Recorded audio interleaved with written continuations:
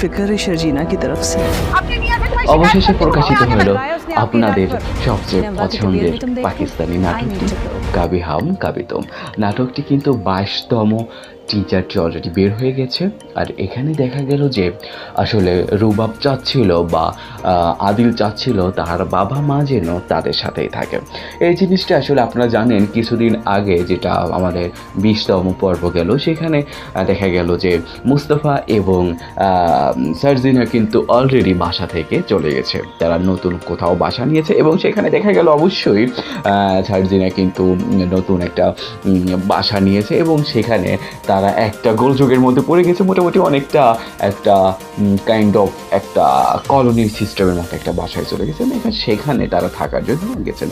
এদিকে আবার রুবাব এবং আদিল চাচ্ছে যে ওই বাড়ি থেকে সরে গিয়ে তারা রুবাবের ফ্যামিলিতে থাকবে, তার বাবা মায়ের সাথে সেখানে থাকবে আদিলও। তো এই প্রস্তাবটা আসলে তার বাবার কাছে জানানো হলো, কিন্তু এই প্রস্তাবটা তার বাবা আসলে মেনে নিতে পারেনি হয়তো।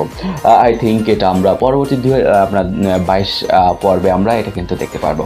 এখানে আবার দেখা গেল তার মা তাকে খুব তার বাবাকে খুব ফোর্স করছে, ইফতেখার সাহেবকে খুব ফোর্স করছে যে হ্যাঁ এই সংসারটাই চলে কিন্তু রুবাবের টাকায়, আদিলের টাকায়, সো আমাদের তার কথা শোনা উচিত এবং তাদের সাথে যাওয়া উচিত।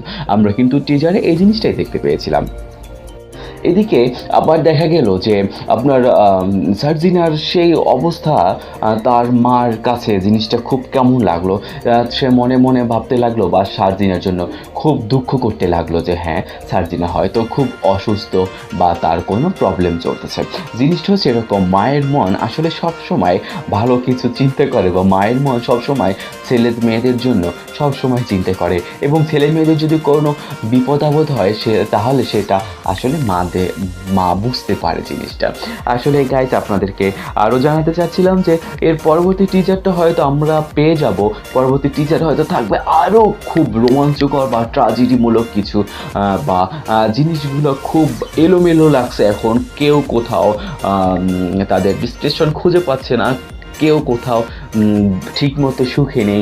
এখানে আদিলের ফ্যামিলিতে অসহায়, এখানে আদিলের বাবা মার মনে অশান্তি, কেননা তাদের ছোট ছেলে তাদের বাড়ি থেকে চলে গেল এবং সেটা কিন্তু অবভিয়াসলি সেই একটা মিথ্যা অপবাদের কারণে। আর সেই অপবাদটা দিয়েছিল অবশ্যই রুবাব, সেটা তো আপনারা অবশ্যই জানেন। আসলে এখানে দেখা গেল যে মুস্তফা আসলে খুব সুন্দর একটা অভিনয় করে আপনাদের সবার মন জুগিয়েছেন, জিনিসটা আসলে খুব ভালো, যদিও সে কিন্তু একজন প্রডিউসার, তার অভিনয় অসাধারণ। আর সার্জিনা এবং মুস্তফা যে কোথায় তারা বাসা নিয়েছে আসলে এই পর্যন্ত আমরা এখনও জানতে পারি নাই। আর জিনিসটা আমাদের কাছে খুবই হতাশাজনক যে আসলে কি হবে। আমরা আসলে সবাই খুব টেনশনে আছি যে আসলে তারা কোথায় বাসা নেবে, কিভাবে থাকবে। আর গাইস অবশ্যই ওয়েট করতে হবে পরবর্তী এপিসোডের জন্য। আর থ্যাংক ইউ, ভালো থাকবেন।